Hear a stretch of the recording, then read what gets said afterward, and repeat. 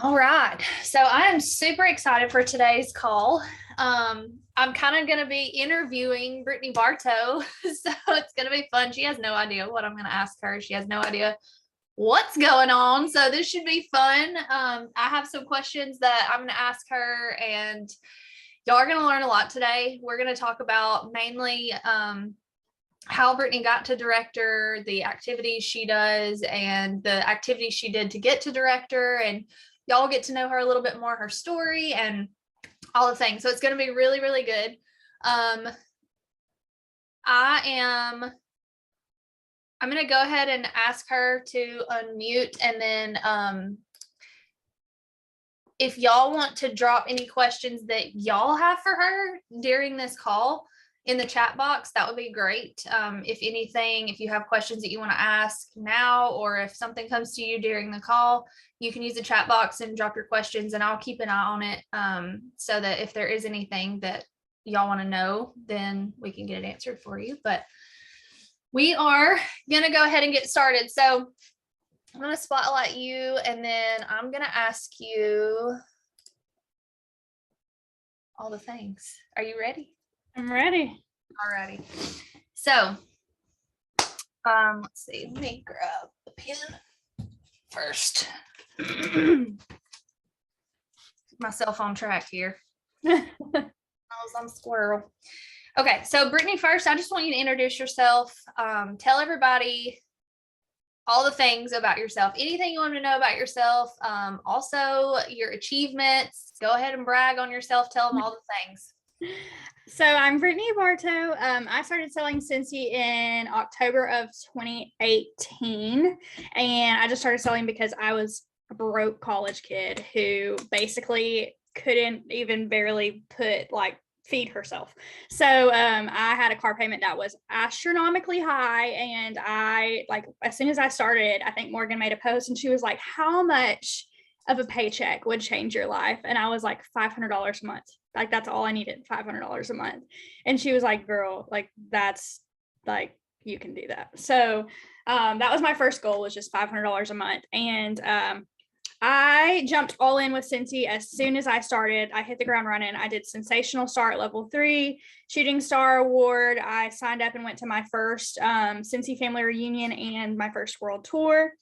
Everything was great. I think when I signed up and I went to Austin, Texas, Scentsy family reunion, I was a star consultant, and I had just promoted to star consultant. And I just want to say that after that, I was so overwhelmed. I kind of just let my business go. I was like, I don't really care. And so I didn't really work my business until maybe 2020, I think 2020.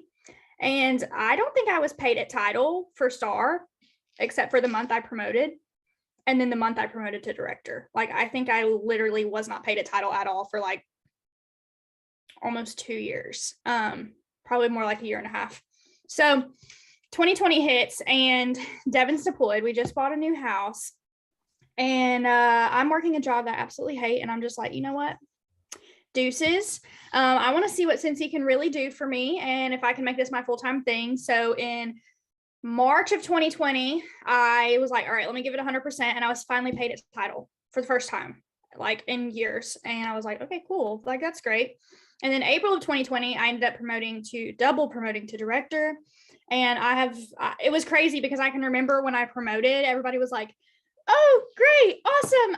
You're probably going to have a hard time maintaining that." And I've never not been paid at title at director. And my number one motivation was honestly just proving people wrong. And so that's kind of what fueled my fire, is I wanted to prove everybody wrong. So a little bit about the awards that I have won. I have won annual sales. Hopefully it'll be annual sales part 2 this month.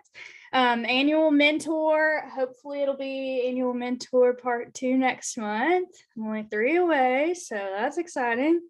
And I earned the all expenses paid Disney trip for 2.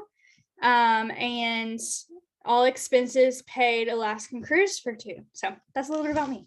Yes. I think we're in the same place on annual mentor. I think I'm the same amount away. It's crunch time. This is when the pressure hits. Y'all, let's go. So, okay. So what what originally brought you to Scentsy? Like, why did you join originally? So funny, actually. I needed money. That was like my biggest motivation. But really, like what set Scentsy apart from any other sales company was the only direct sales companies that I saw that I was like aware of were all like health products, and they seemed kind of like scammy-ish. I don't know. It was just not for me. I knew of Scentsy. I've only ever owned one Scentsy wax bar before I started selling, and it was just because my mom gave it to me because I love Finding Nemo. And so she was like, I got you this Finding Nemo wax bar. And I was like, cool. So I knew of Scentsy because I had a family member who sold it. And so I was like, okay, I've tried it one time and all I knew is it was wax. And I was like, okay, well, you can't really go wrong with like smell goods. Everybody loves smell goods. So that's kind of what led me to Scentsy. Yep. Okay, that's cool because I did not know that about the Finding Nemo bar. That's a fun fact. Finding Nemo is my favorite Disney movie. I know every single word all the way through. It's my favorite. So, oh my gosh, that's awesome.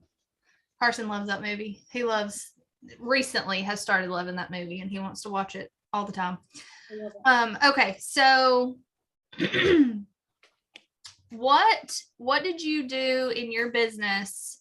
Like what did your day-to-day activities look like in your business when you first joined up until when you started working differently in, what'd you say, 2020? I think that's about right, because that's when everything really shifted. But what did your activities look like when you were more of just a hobbyist, part-time kind of thing? And then we'll go to what your activities shifted to.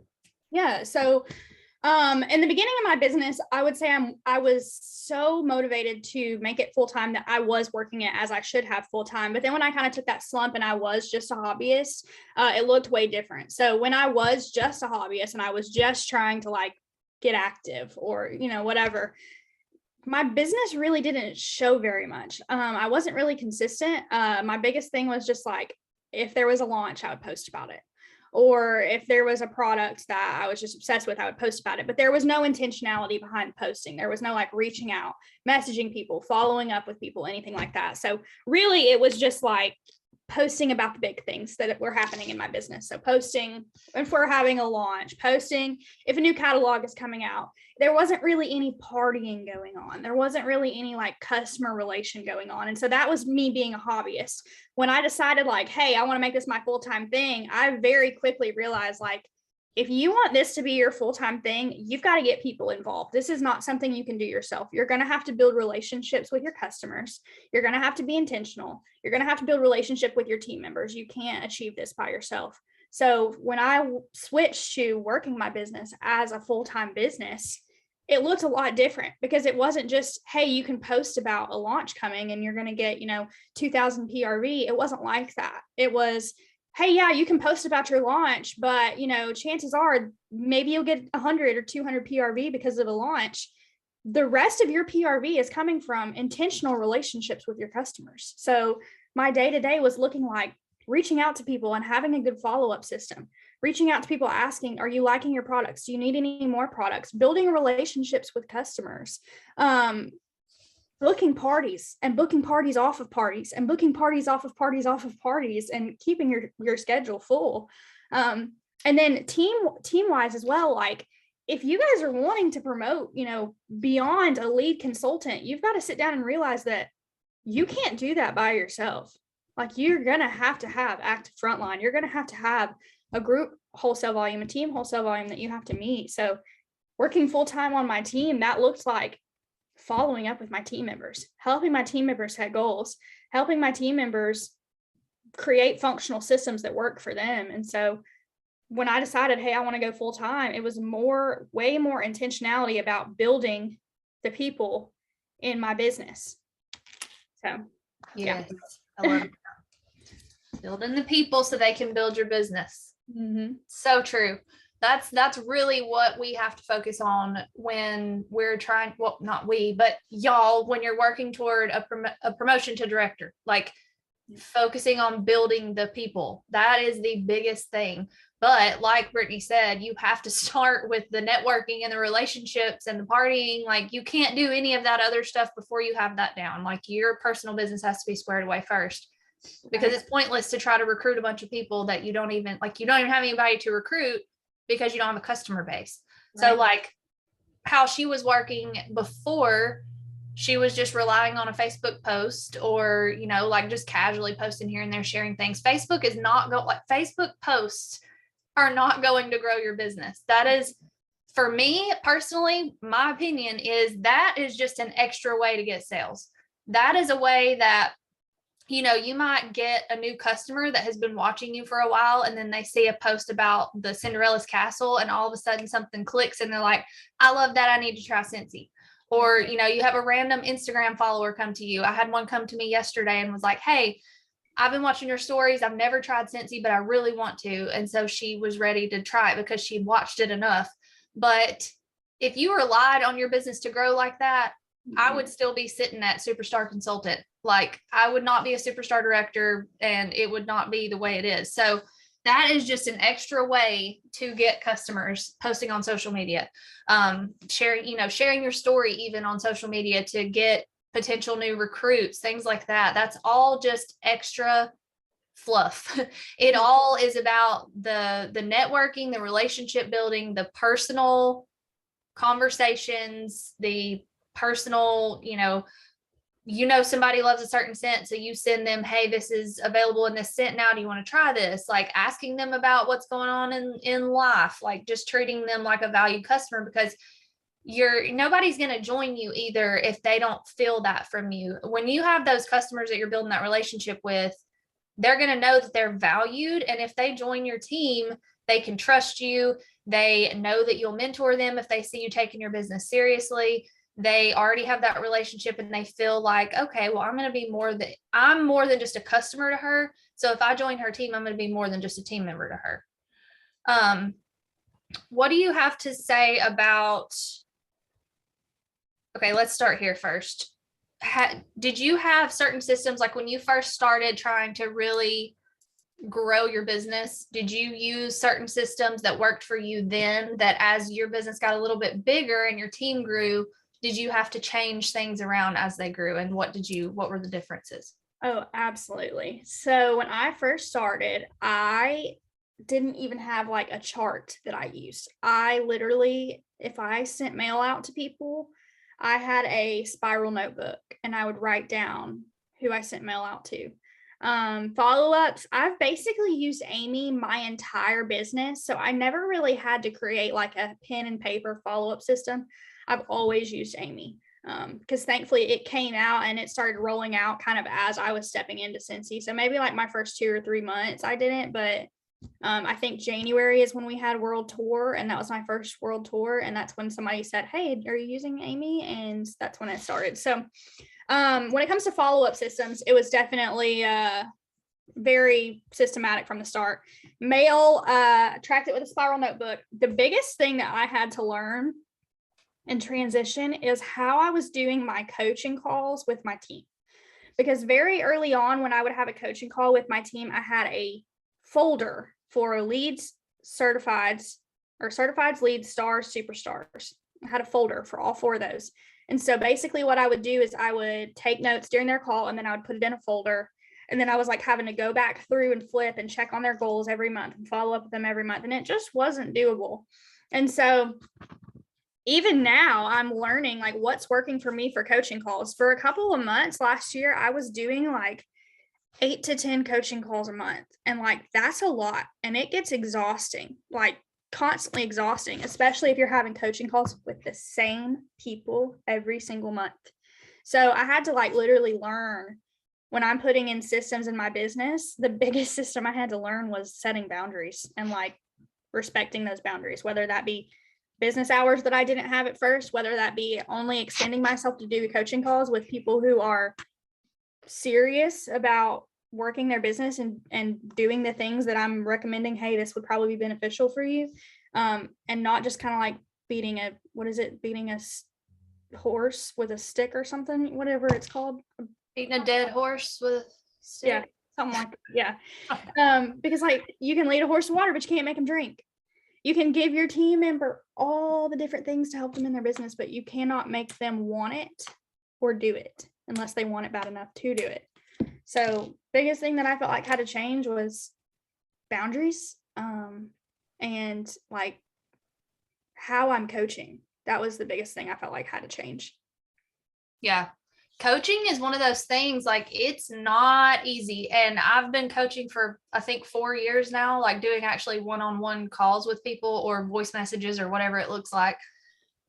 And it's a learning curve. So if you are just now starting this and you are just like clueless, that's normal. Everybody is clueless. Like we weren't trained on how to coach people or mentor people or teach people. We weren't trained on this stuff. So all these skills that we have as leaders, we have had to develop, and we're still developing them. You're always going to be learning and developing new skills, no matter how long you've been doing this.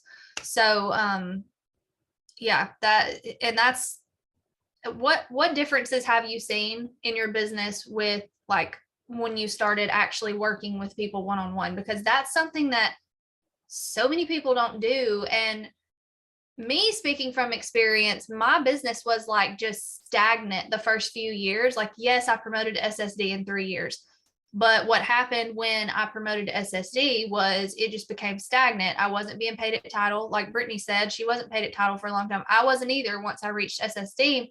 And that's because I wasn't developing any leaders. I wasn't working with anyone one-on-one to continue developing leaders to continue to grow my business. So then it just like hit a plateau, froze, and my paychecks were just like, so what differences have you seen since you've actually started working one-on-one with?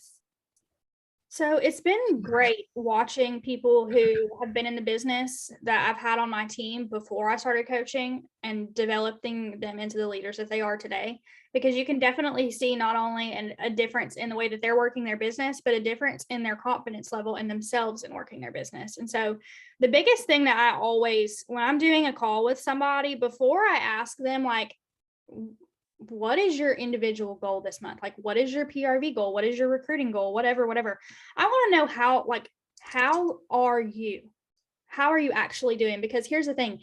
If you're like depressed and you just don't even have the fight to keep going, I would much rather talk to you about what we can do to get you in a good spot than even hound you whatsoever about, hey, you're having a bad PRV month. What's going on? Yeah, of course you are. You're dealing with depression. Like that's the biggest like noticeable difference I made is like when I stopped so much focusing on the numbers and focusing on the people instead, that's when my leaders really began to develop because they felt valued. And so something that I've had to learn is like, yes, I will do a coaching call with somebody, even if their numbers are terrible. But the first thing I'm going to do is I want to know, like, where are you at mentally? Is there anything I can pray for you about? What are you going through? And then we'll talk about your numbers. But at the same time, you as a leader don't need to take on all of that baggage and let that weigh on you. I'm one of those people that like people's issues, if they tell me about them, they're going to weigh on me. And so something I had to realize is like, if I'm doing a coaching call with somebody and it's every single month they're asking for a coaching call and every single month nothing is changing and they're not doing the things that I'm recommending them to do, I'm not doing coaching calls with you. I'm doing a coaching call with you every 3 months. That's it. Every 3 months, we'll follow back up on where we left off at. Crystal said, what do you do if your team doesn't want coaching calls? They don't want it. Don't give it to them. Like, you do not need to waste your energy like trying to force feed your team to want to work their business when you could be investing that energy and finding people who would want to work a business. If your team doesn't want coaching calls, good. That sucks for them. Like, you have so much good stuff you could be offering them, so much incredible advice, so much good leadership. If they don't want it, that's not on you. That is not a reflection of your leadership. That is not on you at all. That's them. So you just keep doing you. Go recruit some more people who would want to take a coaching call. And I think that happens with all of us when we first start trying to offer them, because that our team hasn't seen us coaching other people yet, or they don't have quite a good enough relationship with us yet, or they don't, it's just not the right time. Like they may come around and have a shift like Brittany did and be like, okay, I need to do this. Like I want to be coached. What do I need to do? Things change. But also like when I first started coaching, I hardly got anybody say yes, but I kept offering them. I mean, it's kind of just like when you're trying to get somebody to join and they don't want to join right now, but you keep offering it every month. Like they were interested, so you keep offering it. It's kind of the same thing, but the one thing you can't do is, stress yourself out over it or take it personally, take it as, oh, well, I'm not a good enough leader if they don't want to be coached. It's not that at all. They just need to, and a lot of times they're intimidated. They might be terrified to have it. Like, I know that was me. Like if somebody would have offered me, if my superstar director would have offered me a coaching call when I was a lead consultant, I would have felt like they were this famous celebrity person that I didn't even feel worthy of talking to them. And I would have been terrified. And plus I hate talking on the phone anyway. So I would have been like, no. But now if they were texting me, coaching me, that might've been different. So maybe try that too. Yeah. It doesn't always have to be a call. Honestly, and that's the thing I've realized is if I reach out to my like lower level leadership consultant, so like just hit certified, but is like running just hit certified, like doing great, or lead consultants, and I reach out to them and say, hey, do you want to do a coaching call? When they hear coaching call and they're new, they think that you're about to sit down and tell them all the things that they're doing wrong in their business. Sometimes it's easier if you just say, hey, your numbers are incredible. You're doing absolutely incredible. I would love to sit down with you and just connect and figure out kind of where you are, what you want out of this business, and what I can do to help you. Don't even call it a coaching call, because a lot of times I've had people who come into my business who are new and I've said, hey, do you want a coaching call? And they're like, so what is a coaching call? Because we have coaching calls at work and they're normally like, you're being reprimanded because you did something wrong. So if you have to rename it, for a little while, we called them leadership development calls on our team, because that kind of helped them not be so intimidated. But honestly, it's really in the wording. If you have a consultant that you really, really want to get connected with and coach, just say, hey, you're incredible. I would love to hear about you. I'd love to hear about your story. Let's connect. Let's sit down and Zoom. Let's sit down and have a little phone call at some point. I just want to get to know you and want to know how I can help you in your business. Don't even call it a coaching call. Yeah, I'm glad you said that, because when I first started offering them, I was calling them coaching calls. And then I started hearing of other leaders calling them different things like connection calls, or I don't even know what else there was. You said leadership development calls, but I changed the way I was reaching out to them with my wording, my verbiage, so that it sounded less intimidating. And I would just say, like what you said, I would tell them, hey, I see whatever you're doing great, and, give them that compliment. And then I would just ask them, I would love to sit down and work with you to help you reach your next goal. And that's how I word it now. Like, I don't ever say coaching call. I don't ever say anything that sounds intimidating. I just give them that compliment, tell them what I see them doing great, and then ask them if they want to sit down and, work on how to reach their next goal. So I think I do most of my coaching calls when they don't even realize I'm doing it. Yeah. So that's what I was going to say too, is like, it doesn't always have to be a schedule this call and sit down and talk. Like, sometimes you can ease into that too. So like, the more you're coaching someone, whether you're texting them, voice messaging, I like voice messaging because I can multitask while I'm doing it. I can get way more done. And then they're connecting with you through your voice that way. So it's kind of like talking on the phone, but it's way less pressure. And then they can also check it when they have time. So that feels like you're still getting the same thing accomplished, but it's a lot less pressure, a lot more casual. And then a lot of times if you've had that one-on-one interaction with them enough, then you can ease them into getting on a phone call with you, so that y'all can really sit down and focus on, if you want to make an action plan, or whatever you want to do. But yeah, that's the thing, is like finding what works for you, and it may evolve over time. It may change, but find what works for you that works for your team also. And yeah, that's good. Texting, voice messages, whatever you have to do. It doesn't have to be a scheduled call through Calendly where you sit down and you FaceTime or whatever. It doesn't have to be that way. Yeah, I don't even remember the last time that you and I had a coaching call. I think we've had one. And I think now if I'm like, hey, I just need some advice, normally it's like, I'm going to send you a message and I'm going to get a voice message back when you're free. And that's kind of like all I need. There are some people who are like, they need you to sit down with them and they need you to look at their numbers and they need you to say, like, here's where you should focus your energy on your potential, growth on your team. And then some people are just like, hey, tell me what I can be doing to better connect with my customers. And it's a 2-second voice message that you can send them, and then they're good. That's all they need. They just need one little piece of advice. So it just depends on the person too. Yeah. So through coaching your team and really not just coaching them on what they need to be doing Scentsy wise, but getting to know them more on a personal level, but not overstepping too much. And like, you have to have a balance between that, because there's definitely a line. And like Brittany said, you can't take on everything they have going on in their life, but you can help them out at the same time. So anyway, going back to that, like connecting with everybody like you have and really focusing on developing more leaders. What do you feel has changed through that? Like, do you feel like it has really built a good culture? What is your culture like on your team? How have you built the culture you have, and what is it like, I guess? Yeah. So, I think everybody has to deal with some hard moments with their culture in order to develop a good culture. So everybody's going to have to go through moments in their team where someone steps out and does something that is against your culture in order for you to fix it and establish this is what our culture is going to be like. So, of course, if you're a leader, go ahead and buckle your seatbelt, because at some point something's going to happen where you're going to have to step up as a leader and be like, this does not match our culture, and put your foot down. So for us, like, I have so many incredible leaders on my team, and something that I have prided myself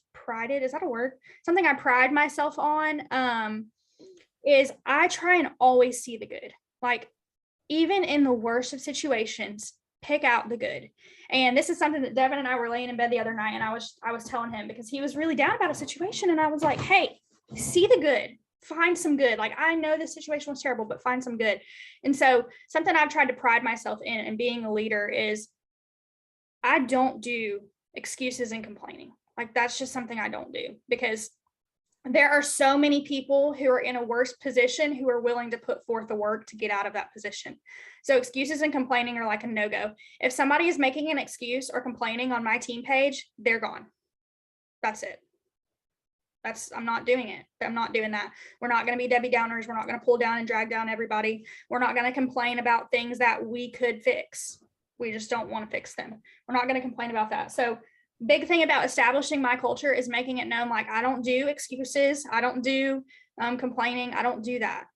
We're not going to bash this company. We're not going to bash our team members. We're not going to bash whatever. We're not going to do that. So big thing is just squashing it as soon as it happens. And then always, if you have a team member who's coming to you with a situation that is like super hard or overwhelming, or they're stressed about it, encourage them to find the good. Like, something that one of my team members told me the other day is, she's like, you have such a good way of talking people off a cliff. And I'm like, I'm not trying to talk you off a cliff, but I want you to recognize that there's good in every situation. Like, for instance, okay, let's say the stitch warmer that sold out a couple months ago. All right. So in the moment when the stitch warmer sold out, I had like 4 warmers in my cart that got pulled, and I was mad. Okay. I was so mad. And I had team members blowing me up because their warmers were sold out. I could have acted out of anger and responded harshly to them.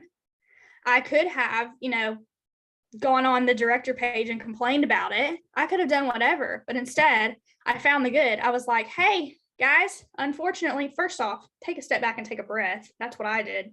Took 15 minutes, closed my laptop, went outside, drank a glass of tea, walked around the backyard a little bit, played with the dog, and then I came inside and addressed the situation. Hey guys, I know the stitch warmer sold out.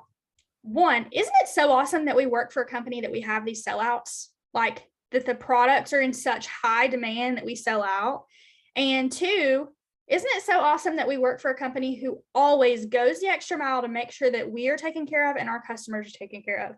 So we have that second chance pre-order. Although we may not get the warmers now, we still have that opportunity. So big thing in creating your culture is squash the situations when they happen. Create some accountability too. Like, if your leaders are complaining, like, reach out to them and be like, hey, as a leader, It is so important that we lead from the front with a good and positive attitude if we want that to trickle down to our team members. So let's step into that and just always find the good. There's always good. You can always find something good in every situation. Even if it's harsh, even if it hurts, even if it's something that keeps you up at night, there is some benefit or some growth that is coming through that at some point. So find the good in that. Yeah. That's awesome. So I think just if you're a leader watching this and you're like, I don't know what I want my team culture to be, or I don't know what I want my team page to be like, I would just say, think about what your values are. Like, what do you value? And start there, or even start with the core values of Scentsy: simplicity, generosity, and authenticity. I mean, those are great values. Start there and figure out how you can kind of make that your own. Like our team page is a contribute more than you take kind of community. It's a supportive community. And that came originally from the generosity value of Scentsy and giving more than you take. We work together on our team page to share things, to help each other out, to not just cheer each other on, but we share how we're working. We show what we're doing. If something's working for us, we contribute that to the page. We don't just go on our page and take all the things that people are sharing. We contribute what's working for us too. And if you build a community like that, that's going to help you to, it's going to take a lot of pressure off of you, because that team page is going to kind of run itself. It doesn't just rely on you to be sharing everything and doing everything. It's a community, not just you being the leader doing everything. Right. You're empowering people by doing that. You're encouraging them to share what they're doing. That makes them feel valued. That develops them into a leader. And it creates such a good community. And it's just like I said, a team atmosphere versus just you doing everything. Because if you're always doing everything and you continue doing that, you're never going to develop leaders. You're never going to be able to even step away from your phone for a few minutes, because you're going to feel like you're tied to your business and your team all the freaking time. Yeah. So that's just a random little tangent. I don't even know where that came from, but Anna said my team doesn't like to interact in our chat, our team page. Okay, I want to say, because I went through a season like this where I felt like I was the only one contributing, the most important thing that you can do is still post. Still be texting in your group. Still post. At some point, someone will catch on. Someone will start to contribute. Someone will catch a little bit of your fire. I have some leads that help run the page, but still nobody reacts or anything on the page. That's okay. Keep doing it. People will breed off consistency. So if they see that you're posting, at some point they're going to want to start interacting and commenting. But you've got to just not be so hard on yourself and be like, well, let me just throw in the towel because nobody's replying. That's the worst thing you can do. Just be consistent. Keep posting. And it's quality over quantity. I mean, let's be honest, maybe 10% of your team is going to be the hard workers. They're going to be the ones contributing. They're going to be, and that's quality. You want that. It's not going to be, it's never going to be a quantity thing. Like, let's see, let me just look at my team page. I made a payday post yesterday. And I did too. And I think I got 2 comments on it. 6 people commented on it. Like, and we have 1.5 thousand people in our group. So don't let that discourage you. Focus. And like Brittany said, find good in every situation. So if there's one person interacting, look for that good and be excited about that and focus on that person, because those are the people you want to focus hard on. Quality over quantity. I'm like, did I say that backwards? Quality over quantity always. And I mean, that kind of goes back to coaching and mentoring and that kind of thing. Like, those are the people you want to develop into leaders and help them continue to grow. I mean, I remember as a director and even star director, like my first few years, it was just me sharing everything. It was nobody interacting with anything. And I felt like nobody was seeing anything or cared, but I just kept, like Brittany said, I just kept sharing. And one of the most important things for me personally is, like, when my culture really shifted from me doing everything to other people actually contributing, was I just kept asking people to share and kept telling them what I saw them doing well. Or if you have a top 3 sales and you like your top 3 PRV earners and you reach out to them and you say, hey, your PRV is amazing this month, or your PRV was awesome last month. What did you do to get that PRV? And if they tell you Facebook parties, ask them to share their biggest tip on a Facebook party that worked for them on your team page or in your group chat or whatever it is. Ask them to share those things. That has been most important for me, is that those one-on-one, like pointing out what they're doing great, asking them to please share that, because that allows them to feel like somebody cares what they have to say, or that they are worthy of sharing something that's working for them. And people get more out of your newer consultants. Like people get more value from them half the time than they do people like me. I've been doing this a long time. I don't work the same way y'all work. So people who are really trying to build this are working a lot differently. And those are the behaviors that need to be shared and taught. Right. Yeah. So okay, hold on. We already kind of talked about that. So we talked about that.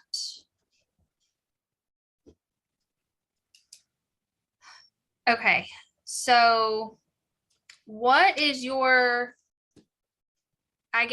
just share some of your biggest tips for someone striving to promote to director. I mean, you've already shared a lot of tips, so you may not have anything left, but what would you say need to be their main focuses when, whoever's on this call, they're at least a lead consultant. So if they're a lead star or superstar working toward director, what would you say are the main things they need to be laser focused on to get to that director title?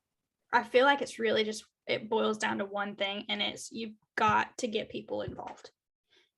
And you've got to treat your people right. So you can't look at your customer as just a customer and expect to get to director.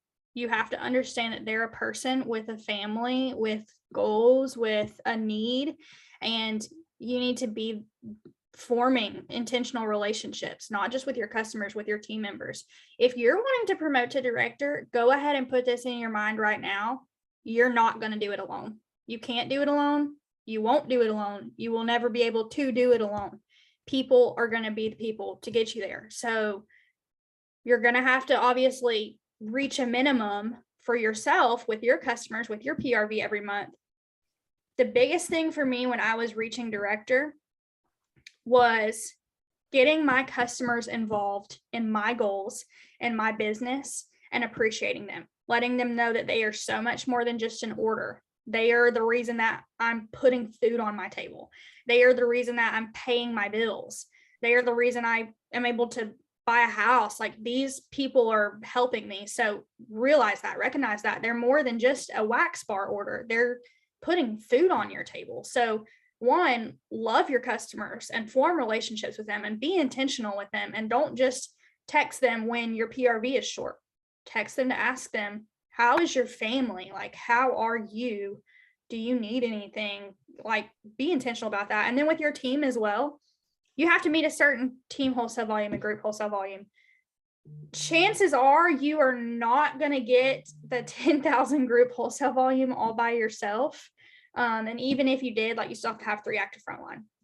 So love your people. That's what I always tell people, like, love your people. If you are loving your customers the way that you should be, if you are loving your team the way that you should be, growth will happen. It's not an overnight thing. Like, Morgan was able to promote so much faster than I was able to promote, but that's because we're different people. We have different lives. We have different, we know different people. Like, that's okay. We may market different. Like, it's okay. The worst thing you can do is compare yourself to somebody. But if you want to promote to a title higher where you have people under you, you have to love people. Like, you're just going to have to learn to love and appreciate your people. Yeah. Just think as people, as humans, not a sale or a promotion. And that can be really easy to get lost in when you're working, when you're a really hard worker, you're very driven, you are want to be the best, want to do this and that. Like, that's how I am. I want to be the best at everything. I want to do better than everybody else at everything, not in a selfish way or like a competitive way, but like a healthy competition way. Like, I just want to be great at everything I do. Always have, always will. Like, that's just how I operate. And when you're really working hard to get to a promotion and you see like, oh my gosh, I'm 1,000 away from promoting to director. And then that creates a scarcity mentality. And then you start just reaching out to everyone and making it all about you. Yep. Versus it's okay to reach out to people at that point, but you have to do it right. You have to ask them, how can I help you earn whatever promotion you're working toward? What can we do to get you to this promotion? Never, ever, ever say, I'm working toward director. Here's what I need you to do. Or I'm working toward director. What can I help you do to get, don't ever say the word I. Like that's something I actually learned in the dental field randomly. My dentist that I worked for was like crazy passionate about customer service and customer value. And we would like do trainings and seminars on it. Like he wanted his patients to feel valued. And he would tell us, like, don't ever say I, don't ever say me, focus on the patient, ask them how they're doing. It's the same way with customer service. And our patients freaking loved us. Like they were loyal. They came back. They referred people. They asked for me when they came as their hygienist. Crystal, you went to my dentist. I forgot about that. That's funny. He was awesome. Honestly, and here's another thing. The worst thing you can do for your team culture is make it about you and make it a competition culture. And I did a podcast on this because like I've seen firsthand leaders who come into this like so headstrong and that they're going to get to this title and they're going to run over everybody to do it. And I'm going to tell you firsthand, seeing it, their business crumbled to the ground all the way down, like all the way down. The worst thing that you can do as a leader is one, think that you're going to do this yourself. And two, make it a competition, you versus everybody else, instead of you helping everybody else. Like this is not about you. At the end of the day, like this is something so much bigger. And I promise you, when I get to heaven one day, God is not going to care about the amount of money in my bank account. He's not going to care what Scentsy title I was. He's going to care about the people's lives that I impacted. And once you get in that mindset, growth is so much easier because you're not so focused on it. It's like one of those things where people are always like, if you're focusing so hard on something, it's never going to happen. If you're like so consumed with like, how am I going to do this? How am I going to do this? And you're creating anxiety inside of yourself, like it's going to make it so much harder. Just love your people and treat them right. And it's going to happen. Yep. Simple as that. Simple as that. Do y'all have any other questions over here in the chat? Let me make sure we haven't missed anything. Crystal said, I can't understand when leaders don't want to share the things that they do that can help others. And you know what? When I first started this business, I was stupid. And I look back on stuff and I was like, oh my gosh, I was so immature. But I would get so aggravated when people would copy and paste my posts. Like it would just irk me. And it's like, who cares? Like that's helping them. That's growing their business. That's helping them like understand how to market. Some people don't have any idea how to market. And like watching you, like they're inspired by you. They're seeing something that's working and they want that they're hungry for more. And so like not being so offended, like not walking in a constant like spirit of offense when somebody is like copying you or copying and pasting your posts or using your photos, whatever, like just let them. That's awesome. That's great. That means you're doing good things in your business. So take it as a compliment. They are looking up to you and they're looking up to you enough and respect you enough to take your post because they see that you're successful and they're trying to do what successful people do. You want to know how I built my business? I copied and pasted other people's stuff. Like copied and pasted. I did make it my own. I'm not the person that's just going to copy and paste word for word and not change it because my branding needs to stand out apart from other people. But you can definitely copy somebody's post and paste it and switch it up a little bit, make it your own, make it sound like you. And if you're just copying what other successful leaders are doing, you're going to have success. You just duplicate what successful people are doing and you're going to succeed. Yeah, it's flattering. That's true. Let's see. I don't think we missed anything else.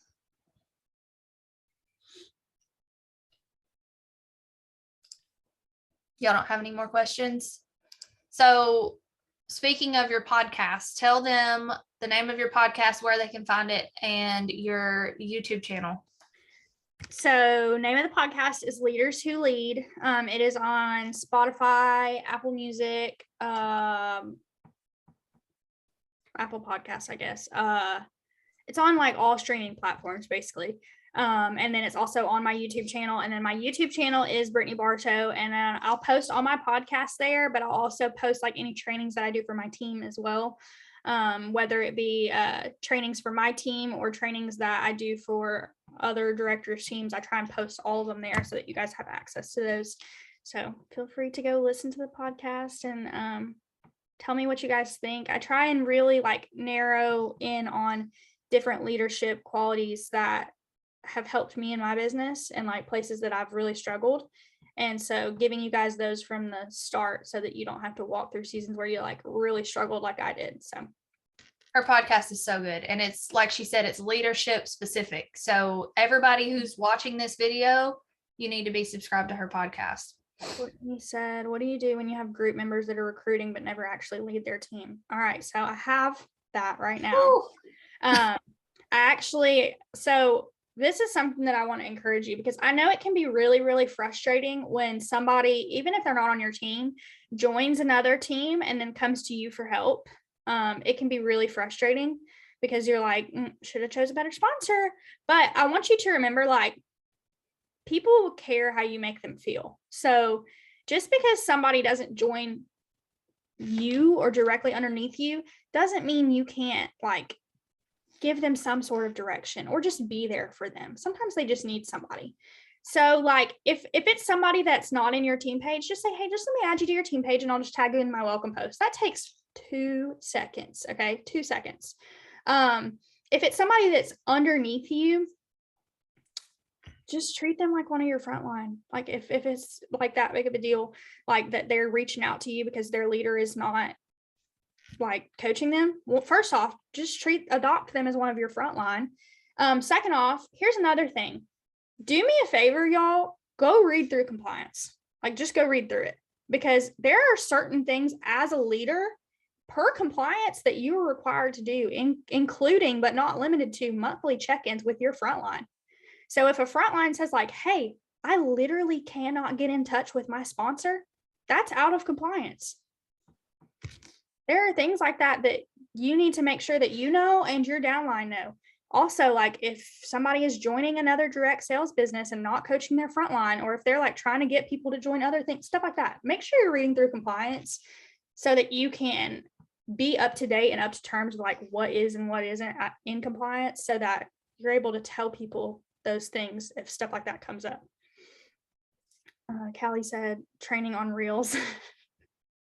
There's so many good ones on YouTube already. Really, there are. That, and also if you're intimidated by YouTube trainings, it may help you. There's a few accounts that I follow on Instagram that is specifically just teaches you how to do reels and gives you ideas on how to do reels, and will show you like little tips and tricks and how to make little edits and how to do transitions. But like basic reels, you don't really have to worry about trying to do all that fancy stuff at first. Like to start, I would just start simple. That's what I did. But I don't know those Instagram accounts off the top of my head. I would have to look. I don't know if Brittany knows of any, but I know that I did a training. I don't know if it's on my YouTube. I know that I did a training a while back with like 5 real tips that really help. And like, I can tell you like 2 of them right now is like, always use 30 hashtags. And I know 30 is a lot, but always use 30 hashtags, because that's 30 opportunities. That's the max you can use. And that's 30 opportunities for people to see your reels. And 2, when you post your reel, get off of Instagram immediately. And the reason for that is Instagram gets paid for the amount of time you spend on the app. So when you post a reel and then you get off the app, Instagram's going to push that reel to the For You page, so that you're going to start getting notifications of people liking your reel, so that you're going to get back on the app and spend more time on it. You're going to be getting a million notifications. Don't click on them. Let it sit. That's the most effective way for your reel or your TikTok or whatever to go viral, to get bumped to the For You pages, to post it and then just get off and stay off for like at least an hour.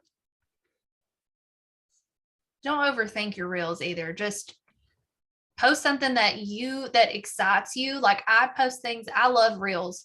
So I keep it to a fun thing for me to do. I don't overthink it too much. I don't try to stress over how well it's going to do. Like I just think, is this going to be valuable? Am I having fun doing this? And, how can it add value to somebody else's life? That's what, and you really need to try and keep your reels as related to the people who follow you as possible, like what you are about. Whether you are like wanting to attract more boy moms or more whatever it is you're trying to attract. I can't even think of different things right now, but if your brand is like all about your dogs and your, whatever your brand is all about, try and keep it related to that as much as possible. And of course, sharing your opportunity and sharing products and stuff. But like if you're sharing a product in a reel, it needs to be like valuable. Like it needs to, what do they call it? Entertain and something else mixed together. Edutain. Educate and entertain. So those are two things you can really think about. Is this entertaining and is it educating them? So like, is it a cotton cleanup video? Is it, something that's sharing a tip like, hey, there's a number 4 on your warmer, or, whatever, stuff like that. Little hacks, little tricks. Chastity Robinson is really good to follow for ideas for stuff like that, because her reels are always like a good tip or a trick. And I think she does them every Tuesday. They're just always so valuable. Like she'll share, I can't think of things that she's shared off the top of my head, but like things that I've seen before is like sharing how Scentsy Fresh can double as a wrinkle releaser. I've shared that before. There's just all kind of little tips and things you can share. Vacuuming up your washer with, like sprinkling your washer with on your carpet and vacuuming it up, things like that. Just things that add value to people's lives, things that educate, but is also entertaining. Yeah. So maybe you're a goofball and you just embrace your goofiness and your reels are funny. So they're entertaining and then they're also educating at the same time. And a good person for that, a Scentsy consultant, her name on Instagram is Misty Dawn. Her reels are hilarious. Like she always posts some every day. I'm gonna see if I can find her. It's Misty, or it's M Dawn 01. She is I think she's a director or star director, and she always has the funniest reels. So follow her too. She's really great. Oh, yes. I know who you're talking about. They are funny. Yes. I know who you're talking about. Chastity's, let me see what Chastity's username is, because I don't think it's it's C Robinson 122. Another person that's really good at reels is Ray Ray, and hers is Ray Ray SA2. I'm trying to think of people who do. Jessie Lee does good reels. She's Boss Lee. That's just the ones I can think of off the top of my head, but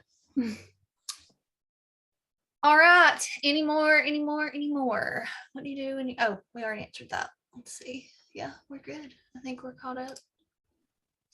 All right. And then I'm going to also link Brittany's YouTube channel and her podcast in the description box on my YouTube video when this goes on YouTube. So I'll have that. But that's it, I guess. Yes, Pink Sparrow Social. That is one of the ones that I follow. I love her. She's super cute. She's always in her little pink blazer. But yeah, she does really cute reels and like gives a lot of ideas and tips, and like she'll even give you verbiage to use. Like, here's exactly what you need to put on your video, and then you can make it your own. Like, it's so helpful. But really, reels is just going to come with practice. You just have to start and do something, and your first one's probably going to be terrible. That's okay. Like I don't even want to know what my first reel looked like, but I just stayed consistent with them and kept practicing, just like anything else. I mean, I've screwed up at everything that I'm good at this point. So you just got to start somewhere. All right. Do you have anything else you want to share, Brittany? Or are you good?